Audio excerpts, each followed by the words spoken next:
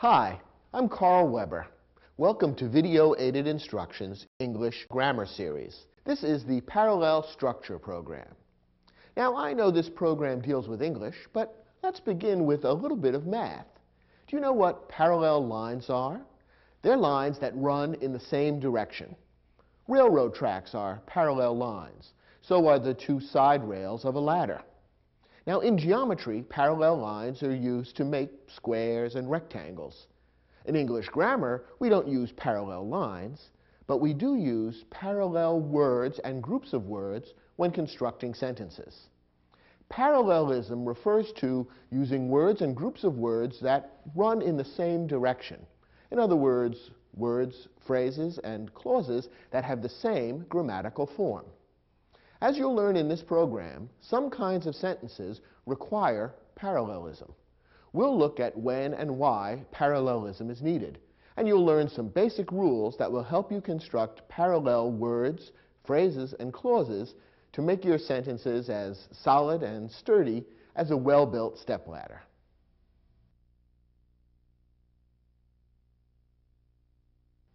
The basic principle of parallelism is fairly simple. Here it is in a nutshell. Parts of a sentence that have similar meanings should be written in grammatically similar forms. Now, this principle is simple, but the specific applications of the principle are varied and somewhat complex. In the rest of this program, we will look at some more specific rules that grow out of this basic principle, and we'll look at many examples of sentences that require parallelism and look at exactly what this requirement means. Here's our first specific rule that will help you apply the principle of parallelism. When listing two or more things, qualities, or actions, describe them in parallel grammatical forms. One of the most common types of sentences that requires parallelism is one that contains a list. Very often when we're writing English, we have a need to list 3, 4, or 5 things in a particular sentence. And since all these items are on the same list, that means that they naturally have similar meanings. Since they have similar meanings and are being listed together, they should be written in grammatically similar forms. In other words, the same grammatical shape ought to be applied to each of the items in the list. When the same grammatical shape isn't applied to each item in the list, then the sentence sounds wrong, and we will have violated the principle of parallelism. Let's take a look at a couple of examples. Read this sentence. America's founders were prepared to risk everything, their property, their reputations, and would even risk death. Now, in this sentence, as you can probably recognize, 3 things are being listed.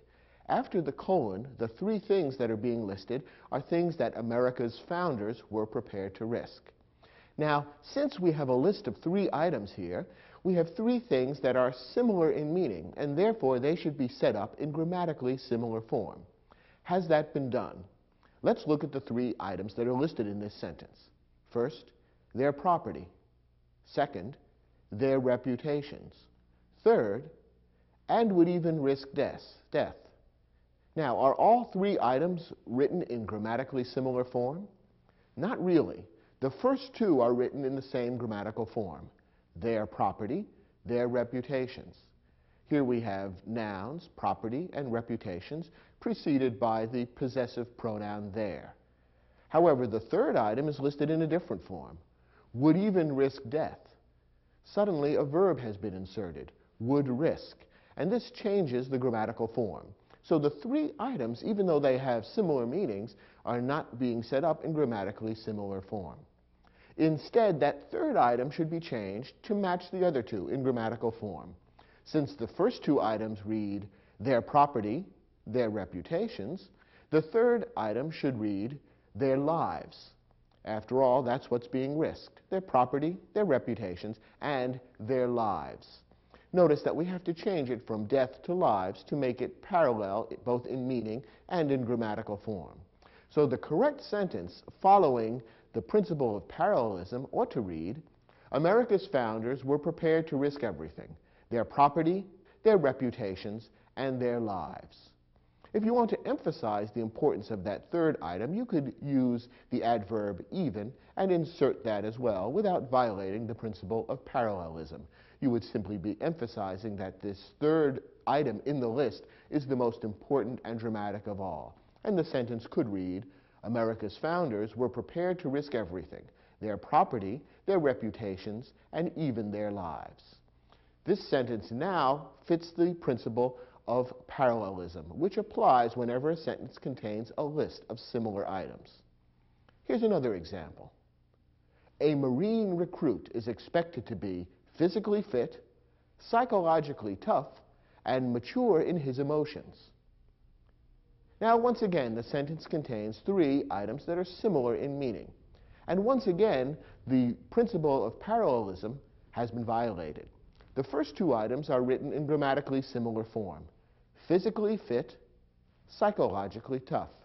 In both of these phrases, we have an adjective, fit and tough, preceded by an adverb, physically fit, psychologically tough. However, let's look at the third item in the list. Mature in his emotions is written in a different grammatical form.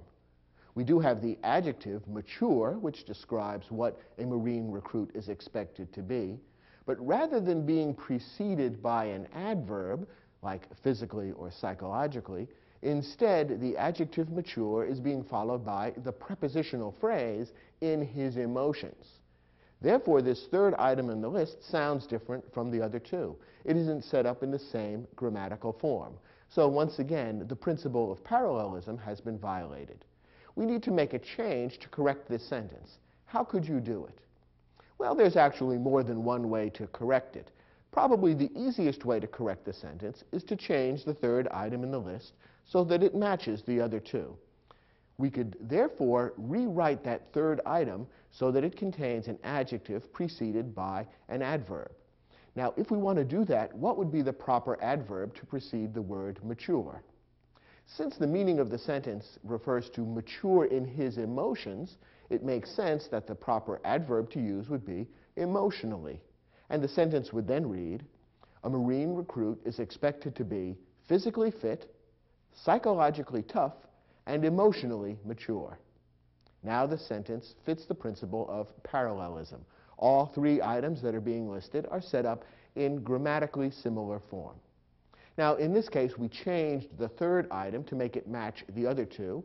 We could also change the first two items to make it match the third if we wanted to. But then the sentence would contain longer phrases and would be a little less concise, and therefore wouldn't read quite as well. We could do that, however, if we want. The sentence could then read, a Marine recruit is expected to be fit in his physique, tough in his psychology, and mature in his emotions. I think you can see the sentence is a little less effective that way. It's more concise and therefore more effective to use the adverb-adjective form in all three items in the list.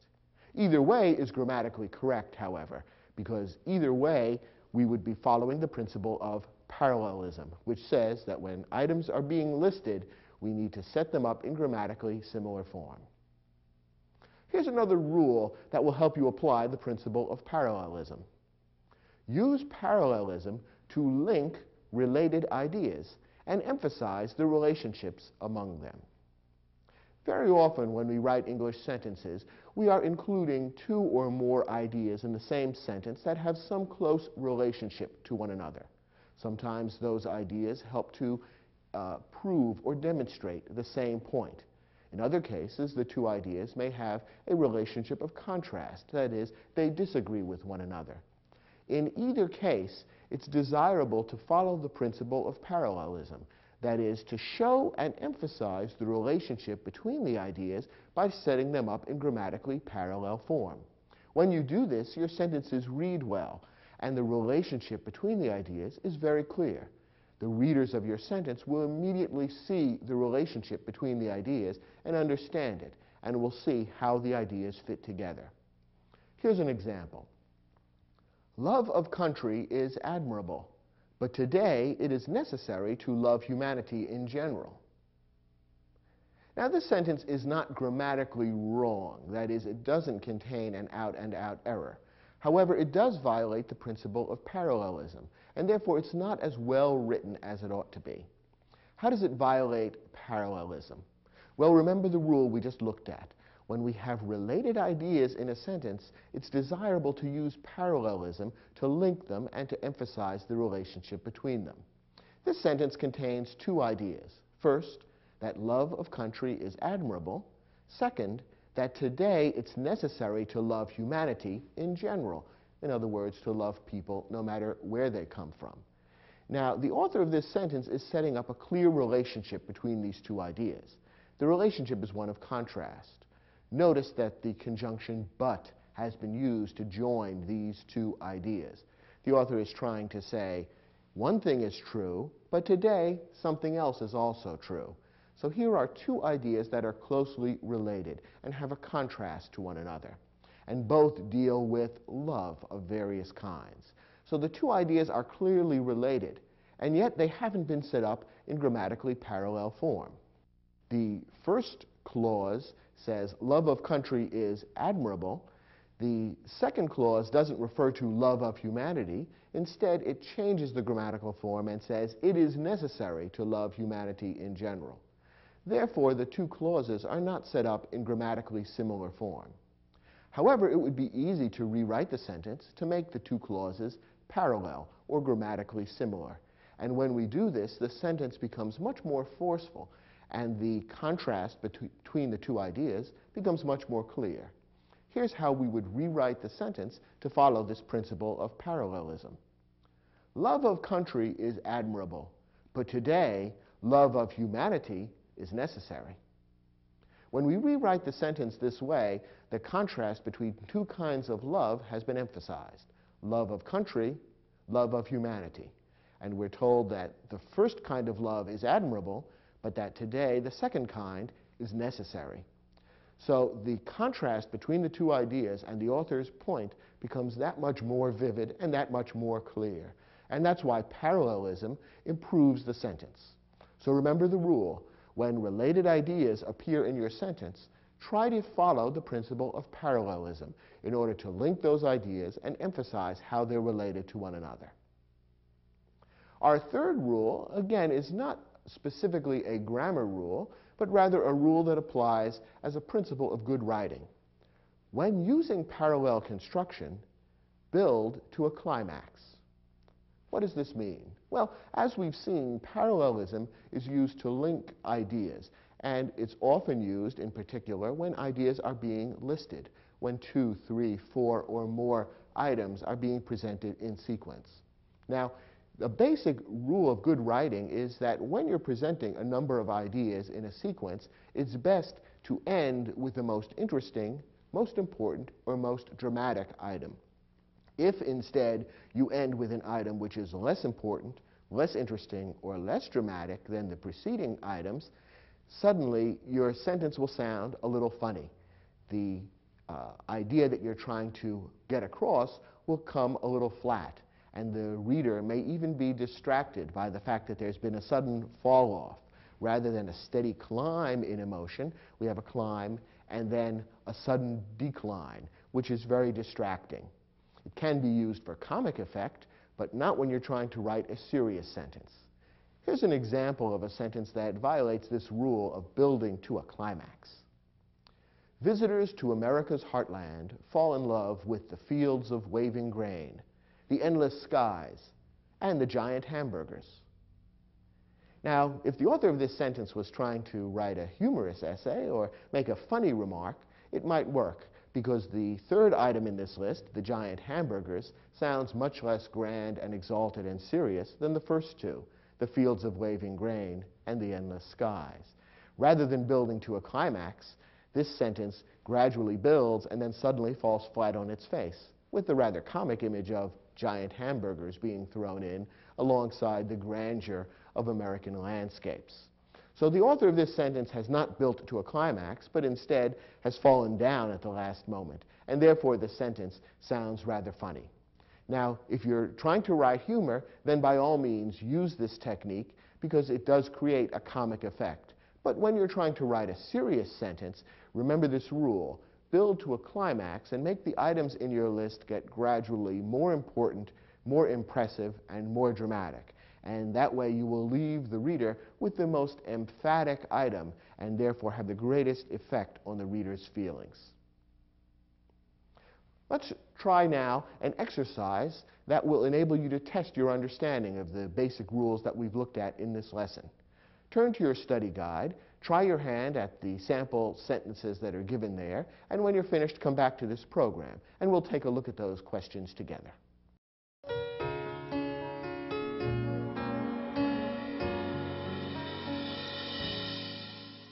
Now, we gave you 5 sentences, some of which have errors in parallelism. Your job was to detect whether there is an error in parallelism in the sentence, and if so, figure out how to correct it. Let's take a look at the first example. Just as Darwin revolutionized biology with his theory of evolution, Einstein's theory of relativity revolutionized physics. Now, this sentence demands parallelism because it contains 2 closely related ideas. Here, the 2 ideas are related because they describe similar happenings. The first clause, the first half of the sentence, talks about Darwin revolutionizing biology with his theory of evolution, and in the same way, we are told, Einstein's theory of relativity revolutionized physics. So in both clauses, similar revolutionary happenings in a particular branch of science are being described. So we have closely related ideas which ought to be described in grammatically similar form. Now, has that been done in the sentence the way it's written? The answer is no. The principle of parallelism has been violated. Look at the difference between the 2 clauses. The first clause says, Darwin revolutionized biology with his theory of evolution. The clause begins with the name of the scientist, Darwin, and it ends with the prepositional phrase, with his theory of evolution. The second clause is not set up in the same way. It doesn't begin with Einstein. Instead, it refers to Einstein's theory of relativity, and the clause does not end with a prepositional phrase. To make the 2 clauses parallel would strengthen the sentence by making the relationship between the 2 ideas that much more clear. Why don't we rewrite the second clause to make it match the first clause grammatically? Just as the first clause begins with the name of the scientist, the second clause should begin with Einstein. The first clause says Darwin revolutionized biology. Let's make the second clause read Einstein revolutionized physics. And then we'll end that second clause with a prepositional phrase, just as the first clause ends with a prepositional phrase. So the rewritten sentence, which would follow the principle of parallelism, would read, just as Darwin revolutionized biology with his theory of evolution, Einstein revolutionized physics with his theory of relativity. Notice how the sentence seems clearer and crisper. The ideas and their relationship become that much clearer when the principle of parallelism is followed. Let's take a look at the next example. Coach Jabbar demands 3 things of his players: hard work, that they have personal integrity, and self-discipline. Now, here we have a list of 3 things, the 3 things that Coach Jabbar demands of his players. And whenever 3 or more things are being listed, we want them to be set up in grammatically parallel form. Has that been done here? No, not quite. The first and third items in the list look similar grammatically: hard work, self-discipline. Here we have nouns preceded by an adjective: hard work, self-discipline. Self-discipline is a hyphenated word, but in effect it's the same form, an adjective preceding a noun. However, the second item in the list is not set up in the same way. Instead, it's a clause, that they have personal integrity. If we want to make all 3 items grammatically parallel, we'd like to change that second item so that it matches the first and the third items. And actually, that's easy to do. Remember, the first and third items in this list both consist of an adjective followed by a noun. We can easily change the second item into that same form, adjective followed by noun, simply by using the words personal integrity. So the corrected sentence would read, Coach Jabbar demands 3 things of his players: hard work, personal integrity, and self-discipline. Doesn't the sentence sound much crisper and more forceful when it follows the rule of parallelism? I think so. Let's look at the next example. Thrilled by the discovery of gold at Sutter's Mill, thousands of prospectors rushed to California, traveling by boat, by covered wagon, and walking. Once again, we have a list of 3 items in this sentence. And since all 3 have similar meanings, all 3 should be set up in grammatically parallel form. But once again, the rule has been violated, which means once again we'll have to make a change to correct the sentence. The 3 items that are listed are the 3 ways that prospectors traveled to California at the very end of the sentence: by boat, by covered wagon, and walking. Now, the first 2 items are in similar grammatical form. We have the preposition by, followed by the mode of transportation: boat, covered wagon. However, the 3rd item in the list is not in the same grammatical form. Rather than beginning with a preposition, followed by the mode of transportation, instead we have what's called a gerund, an ing form of the word, walking. That's not the same grammatically, and therefore it doesn't seem to fit with the other 2. Parallelism has been violated. What could we do to change that 3rd item so that it's as similar as possible to the other 2, so that it begins with the preposition followed by the mode of transportation? Could we say by walking? Yes, but that doesn't sound quite right. A more common or idiomatic prepositional phrase that describes walking somewhere would be on foot. So that would probably be the best way of rewriting this 3rd item. Notice that the preposition is different. The first 2 items would have the preposition by, while the 3rd item would have the preposition on. But nonetheless, it sounds parallel because in each case you have a preposition followed by the mode of transportation. So one good way of correcting this sentence would be to end it with the phrases by boat, by covered wagon, and on foot. And that would give us the feeling of parallelism that we're looking for by having 3 items all set up in the same grammatical form: a preposition followed by the mode of transportation. The exact word doesn't always have to be the same as long as the grammatical structure or form is the same. That's what parallelism is all about. Let's look at our next example.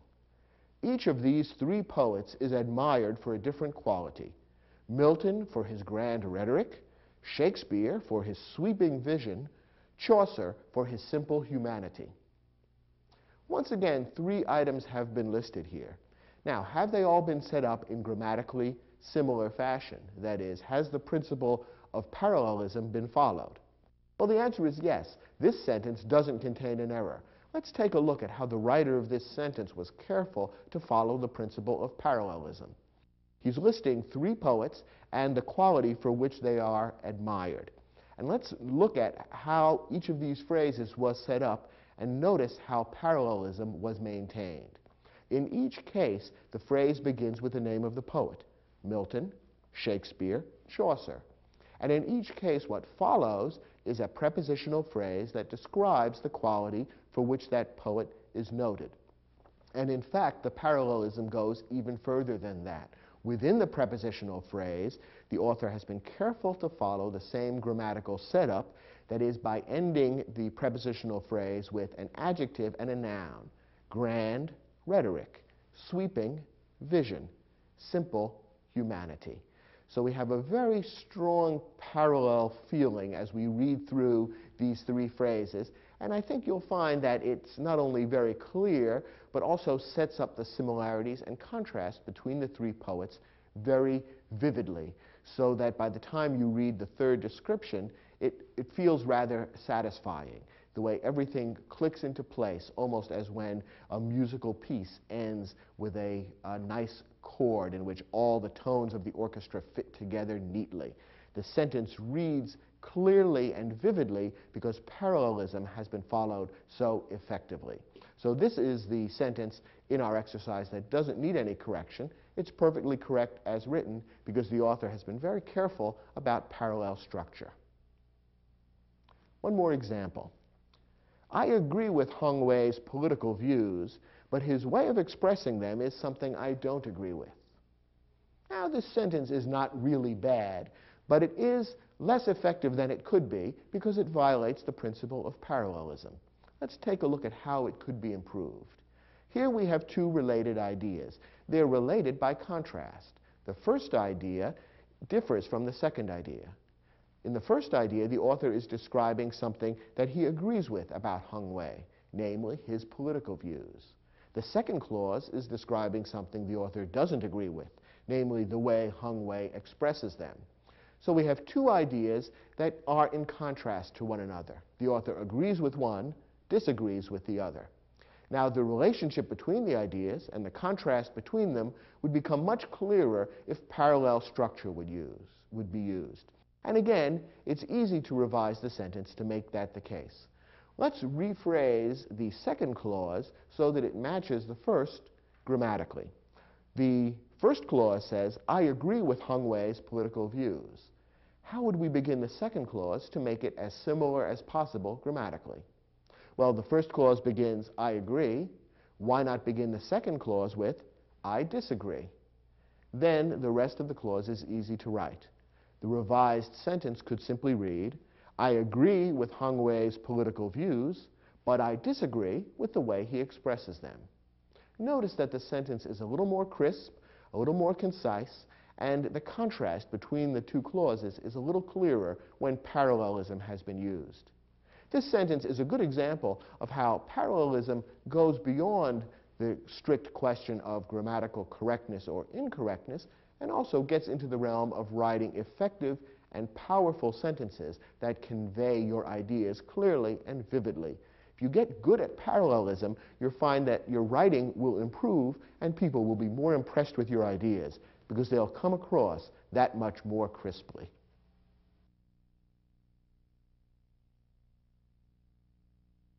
Okay, we've seen that parallelism is necessary when a sentence contains a list of similar items or when it contains ideas that are closely related to one another. Let's talk now about some of the most common errors in parallelism and how to recognize and correct them. Sometimes the best way to recognize problems in parallelism is with your ear. Sentences with parallelism problems will often sound a little funny. With practice, you can recognize when parallelism errors occur in your sentences because they don't sound quite right. Here are some specific examples of what to watch out for. First, avoid mixing words, phrases, and clauses. If you begin a list or a group of related ideas with words, you need to continue them with words. If you begin with phrases, they should all be phrases. If you begin with clauses, then they should all be clauses. Problems arise when writers switch between words and phrases or between phrases and clauses. Let's look at this example and you'll see what I mean. The films of Stanley Kubrick are visually striking, intellectually challenging, and with a strong satiric content. Here again we have a list of 3 qualities that characterize the films of Stanley Kubrick: visually striking, intellectually challenging, and with a strong satiric content. Now perhaps your ear can tell you that this sentence hasn't been constructed with parallel structure. The 3 items in the latter part of the sentence aren't set up in similar or parallel grammatical form. The first is a phrase, visually striking, that consists of an adjective, striking, preceded by an adverb, visually. The second item is similar, intellectually challenging. Once again, we have an adjective, challenging, preceded by an adverb, intellectually. However, the third item is not a similar 2-word phrase. Instead, it's a prepositional phrase beginning with the preposition with and ending with the words a strong satiric content. So we have a noun, content, preceded by 2 adjectives, strong and satiric. Therefore, we have a 2-word phrase, and then a prepositional phrase. We violated parallel structure by mixing words, phrases, and clauses incorrectly. To correct this sentence, we would want to change the third item in the list and make it match the other 2 by making it a simple 2-word phrase consisting of an adjective preceded by an adverb. There are probably a couple of different ways of conveying the same idea and following parallel structure, but here's one way the sentence could read. The films of Stanley Kubrick are visually striking, intellectually challenging, and strongly satiric. Now we have parallel structure because the same kind of two-word phrase has been repeated in each of the three items. Here's another example. The scholarship committee selected Mai Ling because of her academic record, and she is an outstanding athlete. Now here we don't have a list, but we do have two closely related ideas. That is, two reasons the scholarship committee selected Mai Ling. The first reason is her academic record. And here we have a short phrase consisting of the possessive pronoun her, the adjective academic, and the noun record. However, the second item, which is similar, the second idea, which is the other reason why the scholarship committee selected her, is a clause. She is an outstanding athlete. Remember, a clause contains a subject and a verb, and here we have the subject she and the verb is. So we have a phrase matched with a clause, and the two just don't match. They aren't parallel to one another. Once again, we'll need to rewrite one of these in order to create parallelism, and we could change either one. Let's change the second one and turn it into a similar phrase, similar to her academic record. Again, there's probably more than one way of writing this, but here's one way of correcting the sentence that would make it parallel. The scholarship committee selected Mai Ling because of her academic record and her athletic accomplishments. Now, both phrases are simply phrases. Neither one is a clause, and we haven't mixed and matched unmatching parts. Instead, the two ideas are set up in grammatically parallel form, and now the sentence sounds right. Here's another hint as to what to look for to avoid an error in parallelism. Avoid mixing gerunds and infinitives. Actions are often described using either the gerund form of a verb or the infinitive form of the verb. The gerund form of a verb ends in ing, and a gerund can often be used basically as a noun, describing a particular kind of action. The infinitive form of the verb is the simple or base form of the verb. It sometimes is used with the word to. And the infinitive form of a verb can also be used more or less as a noun to describe a kind of action. So both gerunds and infinitives can be used in a similar way in a sentence, but they sound different. They are grammatically not parallel, and therefore to mix them with one another in a list or when similar ideas are being presented would create a parallelism error. Here's an example. My favorite outdoor activities are camping, fishing, and to hike. Perhaps your ear can pick up on the parallelism error here. Three activities are being listed here. The first two are described by using the gerund form of the verb, the ing form, camping, fishing. In both cases, we've taken the verb to camp or to fish, added ing at the end, and it becomes a gerund, which we can treat as a noun, a name of a particular kind of activity. However, the third item in the list has been described not using a gerund, but using an infinitive, the base form of the verb, in this case with the word to in front of it.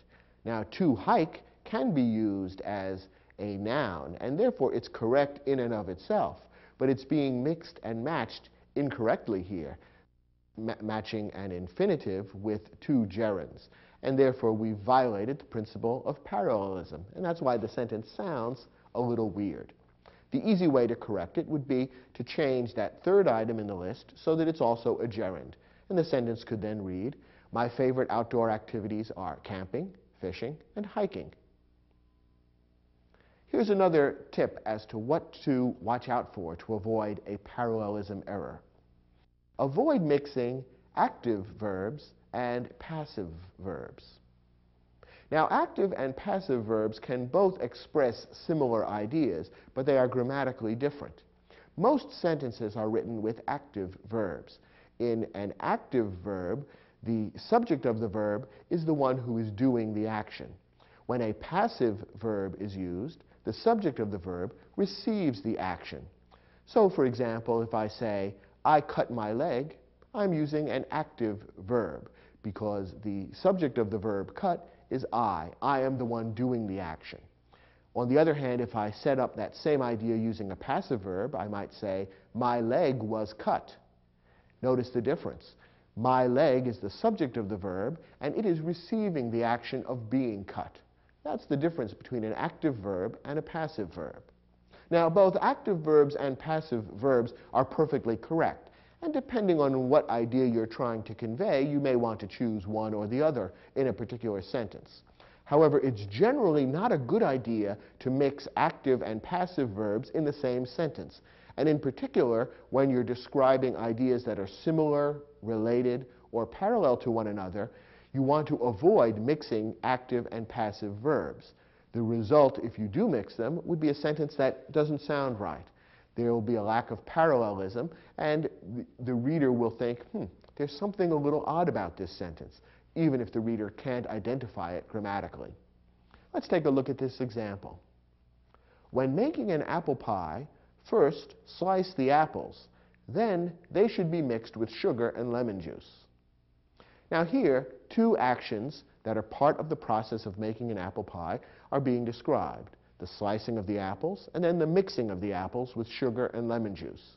The problem is that the first verb here is an active verb, slice the apples, in which you, the actor, are doing the action, you're slicing. But in the second clause, the verb is set up in passive form. They should be mixed with sugar and lemon juice. They, the subject of the verb, is the apples, and they are passively receiving the action of being mixed. So in this sentence, we've mixed more than just apples, sugar, and lemon juice. We've mixed active and passive verbs. And that's why the sentence doesn't sound quite right. To correct this sentence, you'd want to make both verbs parallel. And generally speaking, when all things are equal, it's usually better to use an active verb rather than a passive verb. So my recommendation for correcting this sentence would be to change the second clause so that it contains an active rather than a passive verb. Making the two verbs match would give us a sentence that reads like this: when making an apple pie, first slice the apples, then mix them with sugar and lemon juice. Notice how the sentence becomes a little more crisp, a little more concise, and also a little clearer when the two verbs in the sentence are made to match, when both are active rather than having one active and one passive. And here's one more tip that will help you avoid a common error in parallelism. Sentence elements linked with the coordinating conjunctions either or, neither nor, and not only but also should be grammatically parallel. Now, you remember that conjunctions are words, usually short words, that link other things in the sentence. Sometimes they can link words, sometimes phrases, sometimes clauses. One particular type of conjunction is the coordinating conjunction, which actually consists of two words. The two words in a coordinating conjunction are always used together to link different parts of the sentence. And when coordinating conjunctions are used, what follows each of those words should be grammatically parallel. So whenever you say either or, what follows either should be grammatically similar to what follows or. In the same way, whenever you use neither, what follows neither should be grammatically similar to what follows nor. And again, when you say not only, what follows that grammatically should be grammatically similar to what follows but also. Let's take a look at a sentence that contains one of these coordinating conjunctions and see how the rule applies. Some scientists believe that dinosaurs resembled birds not only in their physical structure, but also their social habits. Now, at first glance, this sentence might seem okay, but if you listen to it carefully, you might hear that parallelism has been subtly violated. Here's why. We're using the coordinating conjunction not only, but also. And remember our rule, what follows each of those conjunctions needs to be the same grammatically. Let's check and see if it is. First we have not only. What follows that are the words in their physical structure. Now this is a prepositional phrase, beginning with the preposition in, ending with the noun structure, and containing the possessive pronoun their and the adjective physical in between, in their physical structure. Okay, then we have the conjunction but also, and what follows that is their social habits. What do you notice that's different? Well, what's missing here is the preposition in. Because this is not a prepositional phrase, parallelism hasn't been followed. It's very close. Their social habits is quite similar to their physical structure, but because the preposition has been omitted, we don't have a prepositional phrase. And so what follows each part of the coordinating conjunction is not exactly the same grammatically. And that's why a careful reader will notice, or at least hear, that parallelism has been subtly violated. Luckily, it's easy to correct this error simply by inserting the preposition in into that second phrase after the coordinating conjunction but also. And then the expectation that we will have parallel structure will be nicely satisfied and the sentence will sound good and sturdy the way it ought to. The correct sentence would then read, "Some scientists believe that dinosaurs resembled birds not only in their physical structure but also in their social habits." Now, there is one other way in which you could correct this sentence. That would be by moving the preposition in so that it preceded the coordinating conjunction. And then what follows each part of the coordinating conjunction would be the same grammatically. Let's take a look at how the sentence might then read. Some scientists believe that dinosaurs resembled birds in not only their physical structure, but also their social habits. Now, notice that what follows the two parts of the coordinating conjunction is the same in each case. Their physical structure, their social habits. We've moved the preposition in so that it encompasses both. And that would be another perfectly correct way of changing this sentence. So you have your choice as to whether to insert the preposition in each phrase or move it so that it's not necessary to have it in either phrase. That's completely up to you and is a matter of your own ear or taste for writing. The most important thing, however, is to make sure that what follows each part of the coordinating conjunction is exactly the same grammatically. Otherwise, you will have violated the principle of parallelism. So whenever you find yourself writing a sentence that contains one of these coordinating conjunctions, it's worthwhile to pause, go back, reread the sentence, and consciously make certain that you've created parallel grammatical structures after each part of the coordinating conjunction. It's a very common writing error, but one that's easy to avoid now that you know the rule. Let's turn to the study guide. We've provided you with an exercise that will give you a chance to test your understanding of the rules we've just talked about.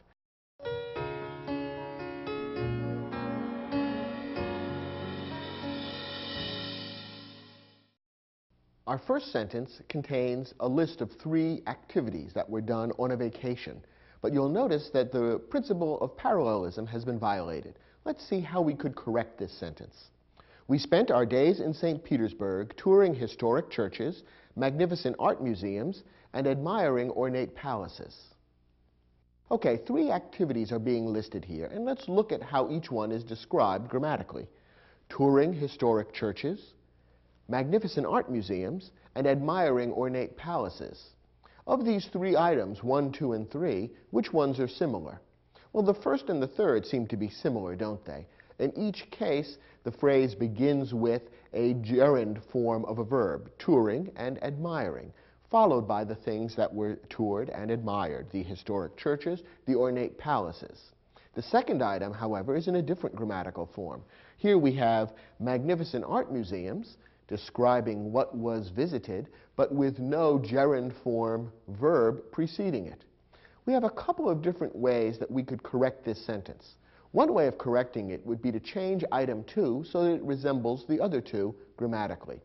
So, for example, we could rewrite the sentence to read as follows.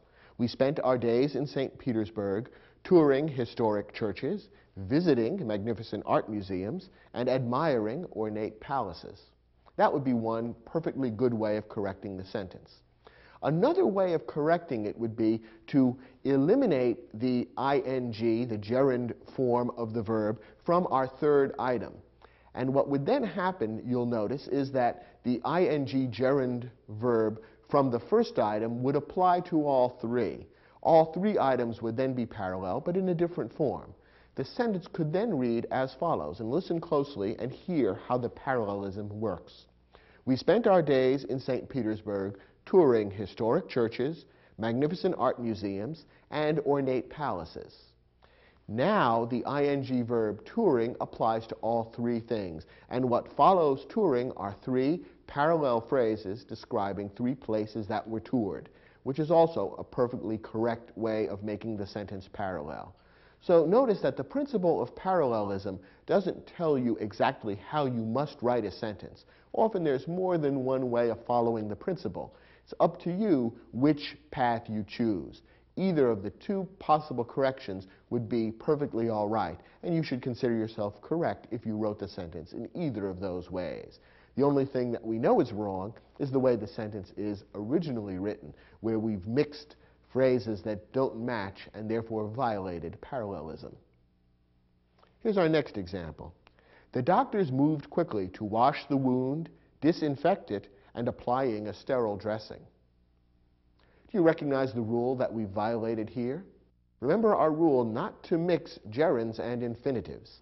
Here we have three different actions being described: the washing, the disinfecting, and the applying of a sterile dressing. The third one, applying, is being described with a gerund, the ing verb. But the other two are described with the base or infinitive form of the verb. The easiest way to correct this is to make all three into infinitives, and the sentence would then correctly read, the doctors moved quickly to wash the wound, disinfect it, and apply a sterile dressing. That way, all three actions are described using the infinitive form of the verb, and parallelism has been maintained. Let's look at the next sentence. The hardwood floors in the old house were stripped, sanded, stained, and sealed with varnish. Does this sentence sound all right to you? Actually, it is perfectly correct.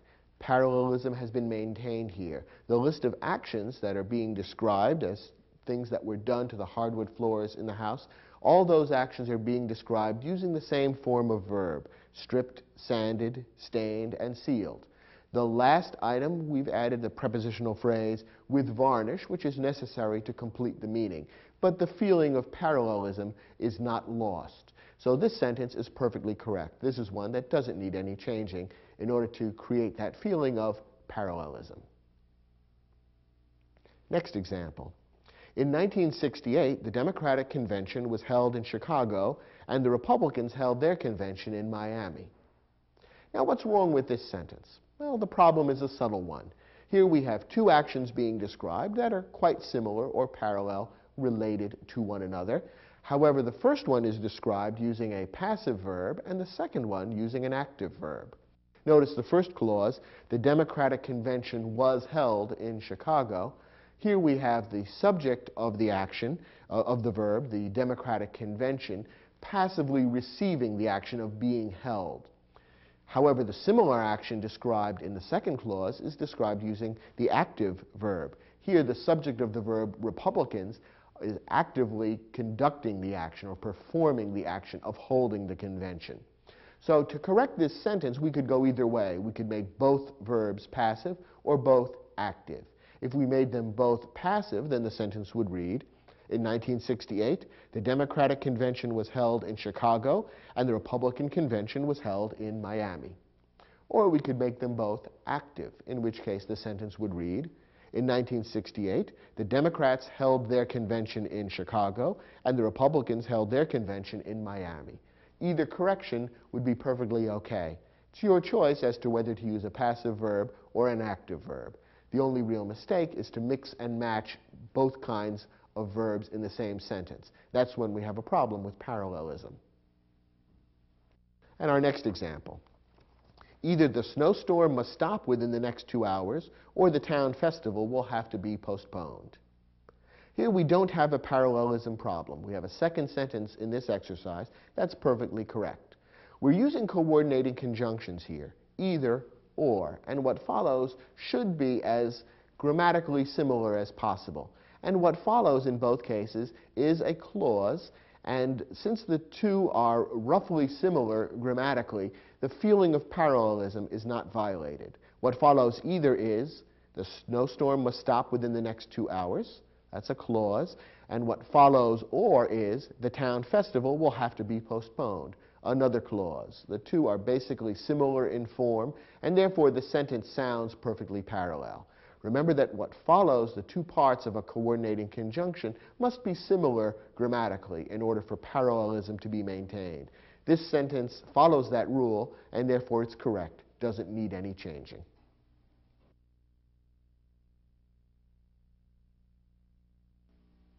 Well, so far we've looked at some of the basic rules about using parallelism correctly. In this lesson, we're going to scale some of the heights and get into one of the more difficult aspects of parallelism, namely using ellipsis. Now, ellipsis is when certain words are omitted from a sentence. Ellipsis is used to avoid needless repetition. Now, when a word or a group of words is used more than once in the same sentence, the word or group of words may sometimes be omitted, but this must be done correctly. Now, in parallel constructions, repeated words may be omitted after one use, provided the omitted words are the same words and they can be understood quickly and easily. What does this mean? Well, it means that when you're setting up a sentence with parallel constructions, so you have different parts of the sentence set up in the same grammatical form, rather than repeat all the same words each time you use the parallel construction, you may omit them. However, it has to be done in accordance with this rule that the omitted words are the same words and can be understood quickly and easily. To test whether you're using ellipsis correctly, you need to reinsert the same omitted words and make sure the sentence makes sense. If it does, and if the missing words can be understood quickly and easily, then the sentence is okay and you've used ellipsis correctly. Otherwise, you need to rewrite the sentence. Let's take a look at a couple of examples that may make this rule a little more clear. Here's a sentence in which ellipsis has been used correctly. Labor has agreed to cooperate with management, and management with labor. Okay, here we have a sentence that has two closely related ideas. Labor has agreed to cooperate with management, and the same is being done in reverse by management with labor. Two closely related ideas which are being set up in parallel form. However, in order to save space and to avoid unnecessary repetition, the author has left out some of the words from the second example of the parallel construction. In other words, the author of this sentence is employing ellipsis. After all, if you think about it, the sentence, when fully filled out, if the ellipsis were eliminated and the omitted words were reinserted, the sentence would read, labor has agreed to cooperate with management, and management has agreed to cooperate with labor. That's what the sentence is saying. And when we fill out the parallelism and plug the omitted words back into the second half of the sentence, we see that we have parallel structures. The two halves of the sentence are written in exactly the same grammatical form. Now, notice that when we reinserted the omitted words into the second half of the sentence, it did make sense. It was grammatically clear and understandable. And I think that when the words are omitted, the sentence can still be understood quickly and easily. Therefore, this sentence passes the test. It is a correct use of ellipsis because when the same omitted words are reinserted into the sentence makes sense. And when they are taken out, it can still be easily and quickly understood. So this is an example of good ellipsis. Labor has agreed to cooperate with management, and management with labor. The omitted words from the second half of the sentence still leave the sentence quite clear, and exactly the same words can be reinserted, and the sentence makes sense. Here's another example of a sentence containing ellipsis.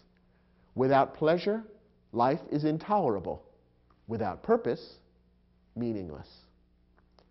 This sentence has been written to be very pithy, very concise. It's a short, kind of philosophical statement. And one of the ways the author has made this sentence pithy and concise is by using ellipsis. He has left out some words from the second half of the sentence. Once again, we have two clauses set up in parallel fashion, but in order to avoid repeating the same words, the author has omitted certain words from the second half of the sentence. Let's test to see if ellipsis has been done correctly here. Remember that our test is to insert exactly the same omitted words and make sure that the sentence makes sense once those words have been inserted. Let's try that and see if the sentence makes sense. Without pleasure, life is intolerable. Without purpose, life is meaningless. The words that were omitted from the second half of the sentence were life is. When we reinsert exactly those same words into the second half of the sentence, it does make sense. And I think the sentence is clear and easy to understand without them. Therefore, once again, this sentence passes the ellipsis test. We've got two parts of the sentence with parallel construction, and the author is using ellipsis to make the sentence that much more pithy, concise, and short. And it's quite effective the way it's been done. And when we apply the test of reinserting the omitted words, the sentence still makes sense, so this is a perfectly correct use of ellipsis. Now, once again, to test ellipsis, you want to mentally complete all the clauses in the sentence and make sure that they're logically and grammatically parallel. If not, you have to revise the sentence to either fix the parallelism or rewrite it to eliminate the use of ellipsis. That is, simply fill in the ideas so that the sentence makes sense. It's very easy to make mistakes with ellipsis, as we'll see in a couple of examples now. Here's a sentence where the author is trying to use ellipsis to avoid repeating words, but when we try to apply the test, we see that it doesn't really work. For generations, fishing boats have and do navigate the waters of Chesapeake Bay. Okay, we understand what the author is trying to say. He's trying to say that fishing boats have navigated the waters of Chesapeake Bay for generations, and they still do that today. So there are two parallel ideas being described here. And they could have been written out in parallel structure clauses. Instead, however, the author is trying to use ellipsis to make the sentence shorter by leaving out the repeated words. However, does he pass the test of correct ellipsis? To test that, we have to plug in the same words that have been omitted and make sure that the sentence makes sense. Now, in the second clause here, we are told fishing boats do navigate the waters of Chesapeake Bay. That's the complete clause. When we try to insert the same words into the first half, suddenly the sentence doesn't really work. For generations, fishing boats have navigate or do have navigate. You see, when you try to insert those words, do navigate, into the first part of the sentence, we see it doesn't really work. The reason being that the same words don't work in the two clauses. Remember that with the helping verb have, you need to use the past participle form of the verb navigate, namely navigated. So the sentence, the first clause here would have to read, fishing boats have navigated the waters of Chesapeake Bay. So inserting the same omitted word navigate doesn't work in that first clause. And that's an example of how ellipsis can go wrong. Ellipsis only works when the exact same word has been omitted as appears elsewhere in the sentence. In this case, when you try to insert that same word navigate, the sentence doesn't make sense grammatically. And that's why you can't really use ellipsis in this way. To correct the sentence, you would have to rewrite it to eliminate the ellipsis. One way of doing that would be to simply flesh out both clauses, and then the sentence would read something like this. For generations, fishing boats have navigated the waters of Chesapeake Bay, and they still do navigate the waters of Chesapeake Bay. Now, this is rather long and awkward, and that's why the author wanted to use ellipsis in the first place. He realized that writing out both of those clauses would create a sentence with a lot of repetition. Unfortunately, the way he did the ellipsis didn't really work. A better alternative would probably be to greatly shorten the second clause so that the idea comes across without using incorrect ellipsis. So a better way to write this sentence would probably be something like this. For generations, fishing boats have navigated the waters of Chesapeake Bay, and they still do. By changing the sentence altogether so that there's no attempt at ellipsis, but instead we simply have two different verbs being used to describe the past and the present activity in Chesapeake Bay, the sentence is now clear and the incorrect ellipsis has been eliminated. Very often when you've got an ellipsis problem, you simply have to start from scratch, in effect, and retool the sentence altogether to avoid the problem. Here's another example. No true warm water fish could exist in the Arctic, and certainly could not thrive there. Okay, again, two parallel ideas are being described. No true warm water fish could exist in the Arctic, which makes sense because the waters in the Arctic would be cold. And then in our second idea, warm water fish certainly could not thrive there.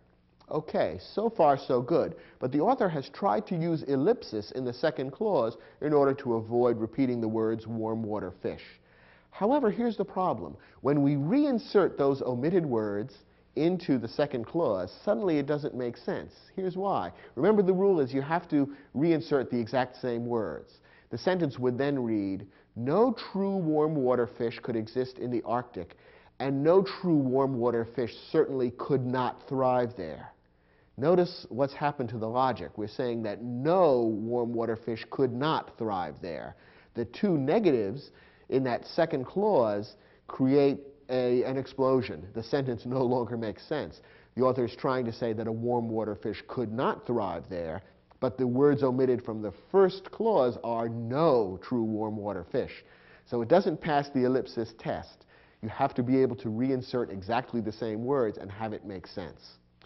So therefore, the ellipsis doesn't work here, and what you have to do is go back to the drawing board and really rewrite the sentence. One way of doing it, for example, might be, no true warm water fish could exist in the Arctic, and a warm water fish certainly could not thrive there. Once again, this is rather repetitious and lengthy, and probably not the best way of correcting the sentence. So you might want to retool it even more and get rid of the no with which the sentence now begins, and rewrite the sentence something like this. A true warm water fish could not exist in the Arctic and certainly could not thrive there. By making it a true warm water fish, now we've got words that could be inserted into that second clause and make sense. So now we've set up the sentence with an ellipsis, which does work. So remember, whenever you find yourself using an ellipsis, omitting a few words in order to save space in the sentence, make sure that the way you've written the sentence is such that the exact same words from one clause can be inserted in the other clause and still make sense. If not, you need to rethink the way you've written the sentence and either eliminate the ellipsis or make it correct. It's a rather tricky and subtle rule of correct writing in English, but a very important one, and one of the fine points in using parallelism correctly. Okay, let's take a look at an exercise that will give you a chance to test this rather subtle and difficult but important skill.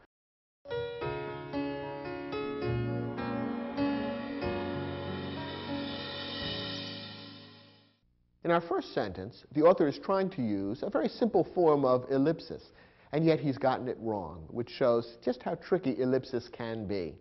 Let's think about the different ideas the author is trying to convey here. In accordance with the First Amendment to the Constitution, no state has or may enact a law establishing an official state religion. Okay, the author is talking about the First Amendment to the Constitution and is saying that as a result, two things have happened. One is that no state has enacted a law establishing an official state religion, and second, no state may enact such a law. Okay, but rather than repeat the verb enact, the author is trying to use ellipsis to eliminate the first enact, and so he has written, no state has or may enact a law establishing an official state religion. But remember the test. You need to be able to insert the exact same word that you've omitted from elsewhere in the sentence, plug it in, and have the sentence make sense. Now, the word that was omitted is enact. We see it right here in the sentence. When we try plugging it in, how does the sentence read? No state has enact or may enact a law establishing an official state religion. Now we see the problem, that with the helping verb has, we need the past participle enacted. And therefore, when we try to reinsert the omitted word enact, we see that the sentence doesn't really make sense. Remember that the word that you omit when you use ellipsis must be exactly the same in both places. So that doesn't work in this case. Probably the simplest way to correct the sentence would simply be to break down, go ahead, and insert the word enacted, and the sentence will be a little longer, but not really much longer, and will certainly be grammatically correct. So the sentence would then read, in accordance with the First Amendment to the Constitution, no state has enacted or may enact a law establishing an official state religion. This is a correct way of writing the sentence, and it eliminates the erroneous attempt at ellipsis. Our next example. Many scientists agree about the causes of global warming, fewer about the best ways to combat it. Here again we have two parallel ideas. The first clause says many scientists agree about the causes of global warming.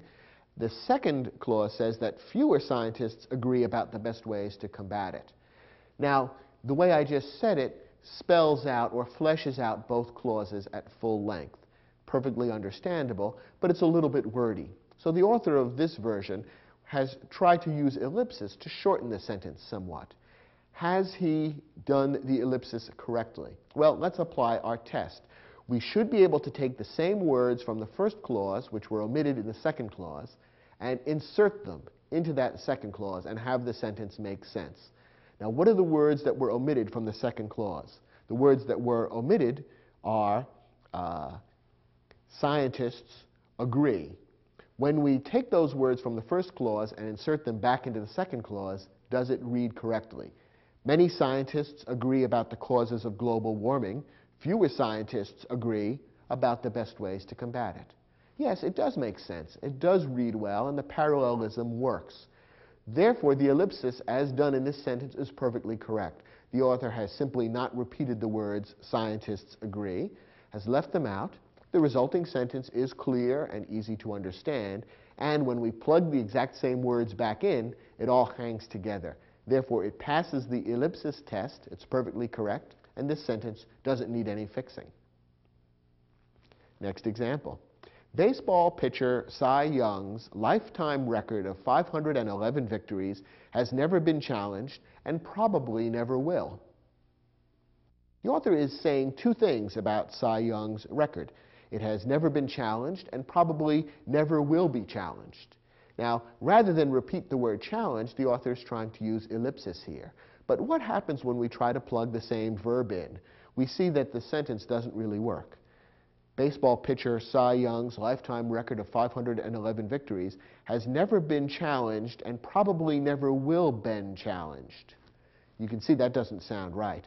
The second clause here would demand the wording and probably never will be challenged, which is different from been challenged. So since we can't insert exactly the same words into that second part of the sentence, we see that the ellipsis rule has been violated.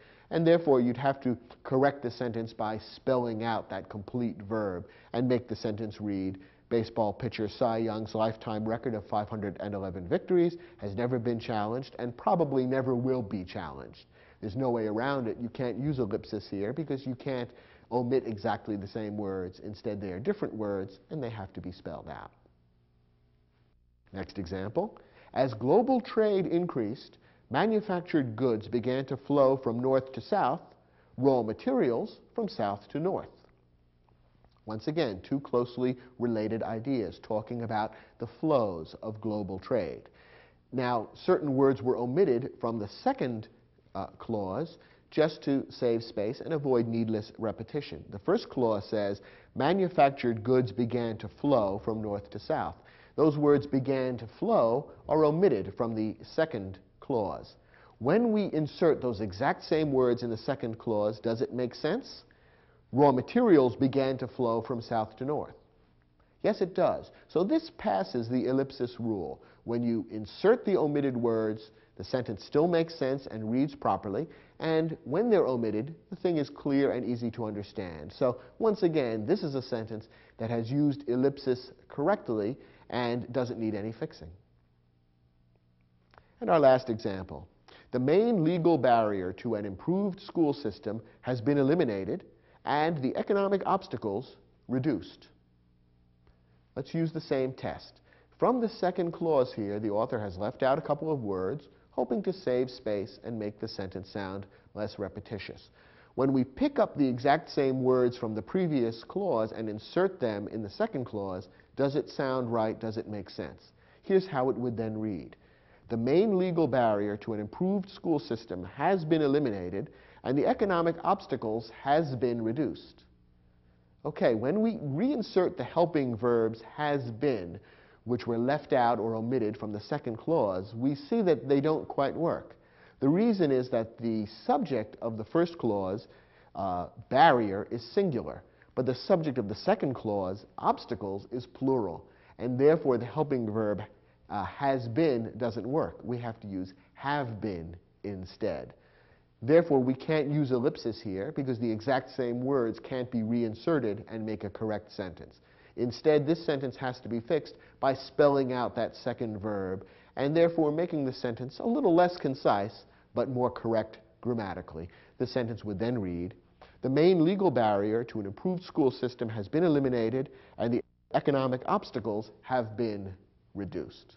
So this is a sentence where ellipsis isn't really practical because we simply need different verbs to make the two clauses correct.